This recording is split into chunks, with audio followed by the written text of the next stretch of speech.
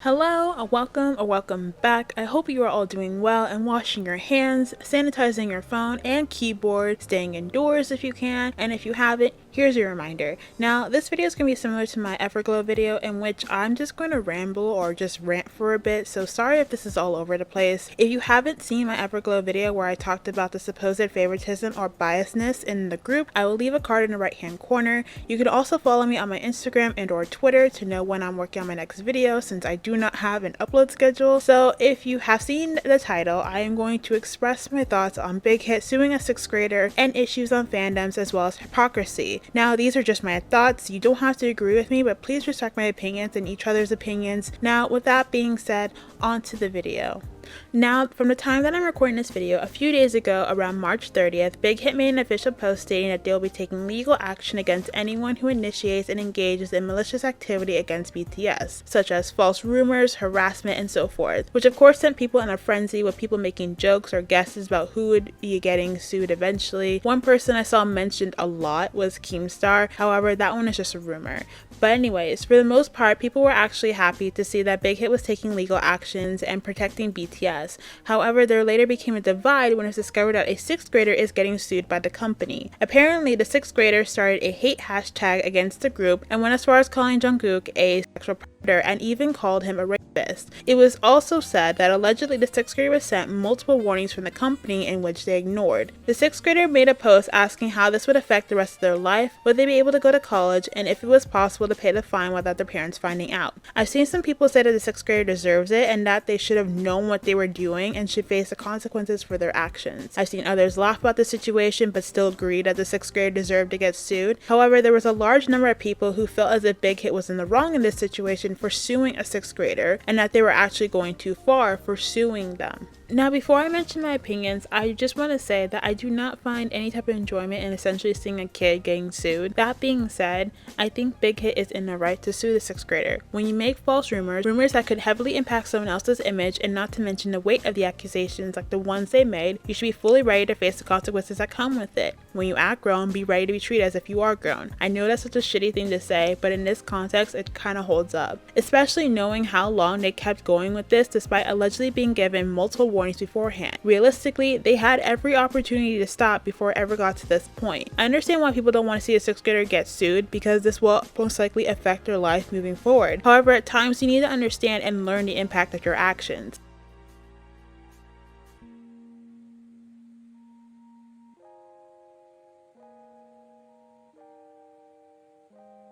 Another thing I saw was that people were actually taken aback that Bighit was even pursuing this in the first place despite the person being a 6th grader, and all I can really say to that is that let's not forget that BTS did an entire anti-bullying campaign, so of course the company isn't going to just sit back and take the vile accusations made against the group. And this is where I started seeing a lot of hypocrisy and backtracking from some fans come up. I remember for years fans have been begging for companies to take legal action against false rumors and harassment and essentially just do a better job protecting their idols and our groups. And now we're seeing a company finally do just so that and actually caring for their group, and people are upset about it because the one being sued just so happens to be in the 6th grade. Like, let me just remind you that this wasn't just, oh, I think this person is ugly type of comments they made. They made false rumors of sexual harassment against a member and called them a and not to mention start a whole hate hashtag against them. Like, I get saying dumb shit when you're a kid, but there are limits, especially when it can impact someone else's life in a very negative way. They knew exactly what they were doing, they just didn't expect to actually be held accountable for their actions. Now, this kind of segues into something that I've noticed for a long time and something I wanted to talk about but didn't know how to go about it. Some people are getting way too comfortable with some of the comments and things in general that they post and say about other groups and or idols in particular. Some people on Beyonce's internet really forget that no matter how big or small your account is, people have a way of finding the stuff that you put out there.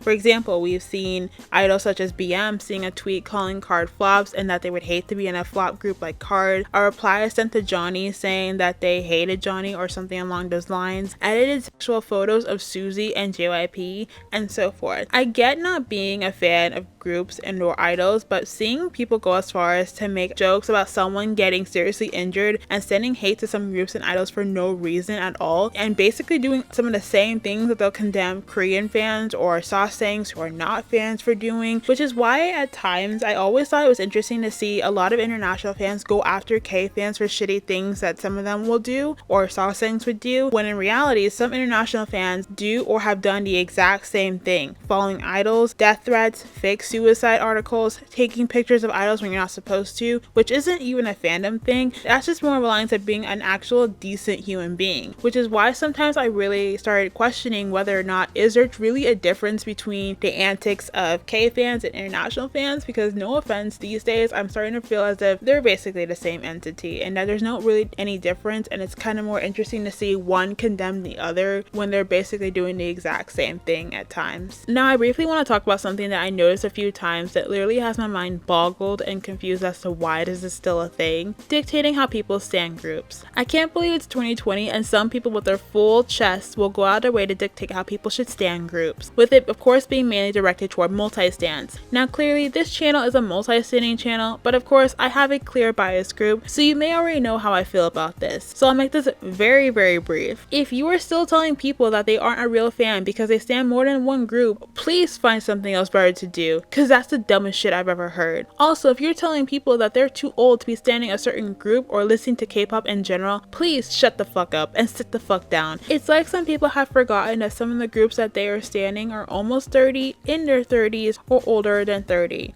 But anyways, now this is something that almost never fails to get me annoyed or low-key heated, because some people are just so disrespectful I just can't fully put it into words. This topic was actually the inspiration for my Groups That Deserve Better video, which I might make a part 2 to that, I haven't decided yet. But anyways, I feel like some people forget that some of the groups that they are currently standing at one point received hate when they first debuted and or had a rough time starting out before getting to where they are now, and some people who have heard about the struggle that other groups have faced. So for the life of me, I will never understand why people to this day still think it's okay to put down groups, mainly underrated groups, just because they haven't reached what you consider as success. Then will go out of their way to insult fans of those groups by belittling the hard work a group has done just because they aren't as popular as their fave. Like, you don't have to like a group or stand them, but why insult them just because they aren't as popular or as well known as other groups? Then it's so dumb to see some people say, why can't you insult our faves and we can go after yours? How about you don't put down groups and recognize their hard work instead? I don't understand why that's so fucking hard.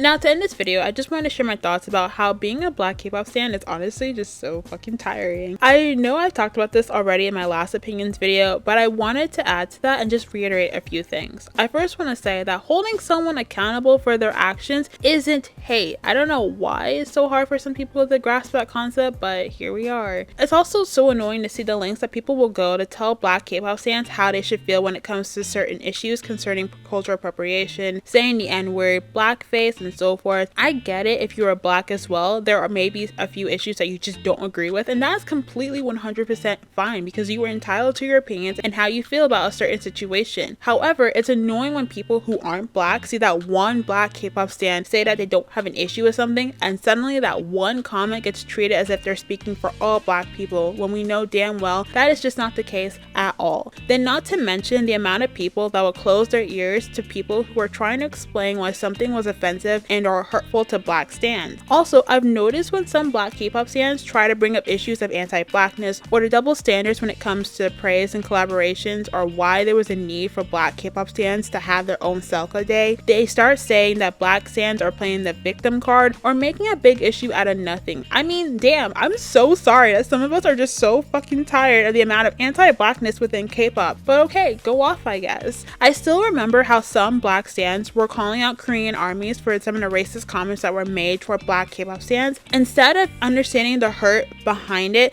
some people believed that they were lying, and some even making excuses for them. Or how the woman behind the backing vocals of 𝕄𝕚 had to go as far as posting a video of her singing her part because people kept calling her a liar and would try to give 𝕄𝕚 credit for the vocals in 𝕄𝕚. There's a lot that just continues to build up that just becomes so annoying to this point, and I'm going to link down some videos in the description box below of other videos that talk about this type type of topic more than I could. Also, one thing I just want to add is, can some people please stop asking if male idols would date a black girl? I don't know why or how this became a thing, or why it even matters if they would or not. There's no need to get any type of validation from male idols, and not to mention, I don't know if it's just me, but it's almost kind of embarrassing every time I hear someone ask that question being asked, but I don't know. Anyways, so yeah, I'm going to end this video here. I know some people are going to watch this and will probably be like, sis, it ain't that deep. And yeah, K-pop is not, will not, and will never be that deep. But I will say that if being into K-pop makes you forget how to be a decent human being, then it's probably time to take a break. Just as a takeaway, remember your actions have consequences. Please be respectful to other groups and each other, and understand some of the underlying issues that other groups of people may go through. But yeah, I just wanted to ramble and talk for a bit since I'm stuck at home on doing online classes and have a bit more time these days. But yeah,